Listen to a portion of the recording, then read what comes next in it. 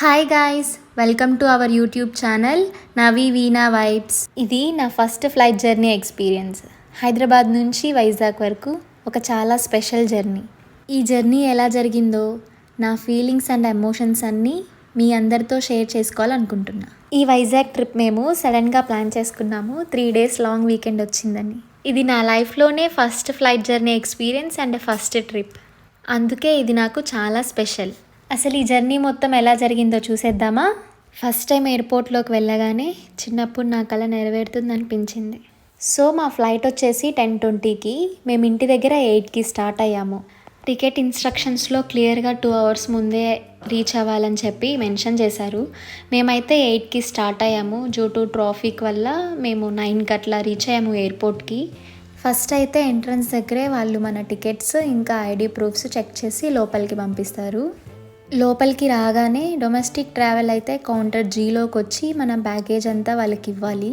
వాళ్ళు weight check చేసి baggage వాళ్ళు తీసుకొని మనకి బోర్డింగ్ పాసెస్ ఇస్తారు. ఫ్లైట్ స్టార్ట్ అయ్యే 1 hour ముందే మన లగేజ్ చెక్ ఇన్ అంతా అయిపోవాలి. మాకైతే జస్ట్ 5 minutesలో కౌంటర్ క్లోజ్ చేస్తారన్నప్పుడు మేము వెళ్ళాము చాలా ఫాస్ట్గా. మీలో ఎవరైనా first time flight journey plan చేస్తున్నట్లయితే తప్పకుండా 2 hours ఎర్లీగా రీచ్ అయ్యేలా ప్లాన్ చేసుకోండి. నెక్స్ట్ అయితే డొమెస్టిక్ సెక్యూరిటీ చెక్-ఇన్కి వచ్చేయాలి. ఇక్కడ మన carrying luggage like laptop, wallets అన్నీ ఒక ట్రేలో పెట్టి అవి స్కాన్ చేసి పంపిస్తారు. సో ఇక్కడితో మన సెక్యూరిటీ చెక్-ఇన్ ప్రాసెస్ అంతా కంప్లీట్ అయిపోయినట్టే. ఇంకా ఫ్లైట్ ఎక్కడం మాత్రమే మిగిలింది. సో అలా చెక్-ఇన్ ప్రాసెస్ అంతా కంప్లీట్ చేసుకొని ముందుకు వెళ్తున్నాము. ఒకవేళ మనకి ఏమైనా ఇన్ఫర్మేషన్ కావాలనిపిస్తే అక్కడ ఎయిర్పోర్ట్లో చాలామంది స్టాఫ్ ఉంటారు. హెల్ప్ డెస్క్ కూడా ఉంటుంది. మనం వాళ్ళని అడిగితే మనకు కావాల్సిన ఇన్ఫర్మేషన్ చెప్తారు. అలాగే మన బోర్డింగ్ పాస్లోనే మనం ఏ గేట్ నెంబర్కి వెళ్ళాలో వాళ్ళు అక్కడ మెన్షన్ చేస్తారు. సో మాకైతే గేట్ నెంబర్ 11 ఇచ్చారు. సో ఇక్కడ ఎయిర్పోర్ట్లో షాపింగ్ స్టాల్స్ కూడా ఉంటాయి. ఒకవేళ మన ఫ్లైట్ డిలే అయ్యి మనకి టైం ఉంటే ఇక్కడ షాప్స్ కూడా ఎక్స్ప్లోర్ చేయొచ్చు. మాకైతే ఇక్కడ ఎయిర్పోర్ట్లో ఎక్స్ప్లోర్ చేసేంత టైం లేదు. సో మేమైతే ఏం షాపింగ్ కూడా చేయలేదు. ఎందుకంటే మనందరికి తెలిసినట్టే ఇక్కడ ఎయిర్పోర్ట్లో కొంచెం కాస్ట్లీ కూడా. సో మాది గేట్ నెంబర్ 11 కాబట్టి మేము ఇట్లా వాక్ చేసుకుంటూ ముందు వెళ్తూ ఉన్నాము. నడవలేని వాళ్ళకి ఇక్కడ మధ్య మధ్యలో ఎలివేటర్స్ కూడా వస్తుంటాయి.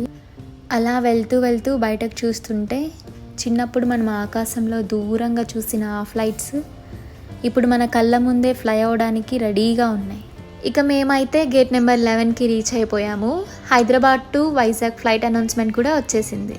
బోర్డింగ్ అనౌన్స్ అయ్యాక ఫ్లైట్ లోపలికి వెళ్ళిన ఆ మూమెంట్ అది చాలా స్పెషల్.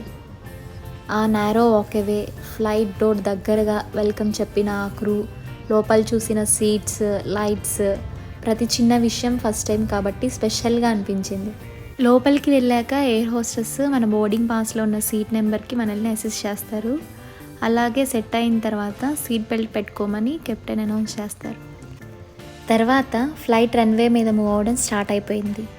స్పీడ్ అలా పెంచుతూ ఉంటే లోపల కొంచెం భయం, కొంచెం క్యూరియాసిటీ స్టార్ట్ అయిపోయాయి. అండ్ ఫైనల్లీ ఫ్లైట్ గ్రౌండ్ వదిలి ఆకాశంలోకి వచ్చిన ఈ మూమెంట్ అన్ఫర్గెటబుల్. ఆకాశంలో వెళ్తూ మబ్బుల దగ్గరకు వచ్చినప్పుడు ఒక కామ్ అండ్ రిలాక్స్ ఫీలింగ్ వచ్చింది. కింద ఉన్న మనకి అన్ని టెన్షన్స్, డైలీ రొటీన్, స్ట్రెస్ అన్నీ ఒక్కసారిగా దిగిపోయినట్టు అనిపించింది. ఫ్లైట్లో కూర్చొని జర్నీ ఎంజాయ్ చేస్తుంటే టైం ఎలా గడిచిందో కూడా తెలియలేదు. చూస్తూ వైజాగ్ కూడా వచ్చేసింది. ల్యాండింగ్ కూడా స్టార్ట్ అయిపోయింది. ల్యాండింగ్ టైంలో కొంచెం షేక్ అయింది. ఫస్ట్ టైం టేక్ ఆఫ్లో ఎలాగ నర్వస్నెస్ వచ్చిందో సేమ్ అదే ఫీలింగ్. మొత్తానికైతే నా ఫస్ట్ ఫ్లైట్ జర్నీ ఎక్స్పీరియన్స్ ఇలా అయింది. ఒక ఎగ్జైట్మెంట్తో హైదరాబాద్లో స్టార్ట్ అయిన ఆ జర్నీ ఒక ఎక్స్పీరియన్స్తో వైజాగ్లో ఎండ్ అయింది. Welcome to Vizag. The destination has been arrived. ఫైనల్గా వైజాగ్ ఎయిర్పోర్ట్కి రీచ్ అయిపోయాము. అండ్ బ్యాగేజ్ బెల్ట్ దగ్గరికి వెళ్ళి మా బ్యాగేజ్ కూడా కలెక్ట్ చేసేసుకున్నాము. ఇలా జరిగింది నా ఫస్ట్ ఫ్లైట్ జర్నీ ఎక్స్పీరియన్స్. ఈ వీడియో అంతే. మరి మరో వీడియోలో మళ్ళీ కలుసుకుందాం. అంతవరకు మా ఛానల్ పైన ఒక కన్నేసి ఉంచాను. ఈ వీడియో మీకు నచ్చినట్లయితే లైక్ చేసి, షేర్ చేసి తప్పకుండా సబ్స్క్రైబ్ చేసుకోండి.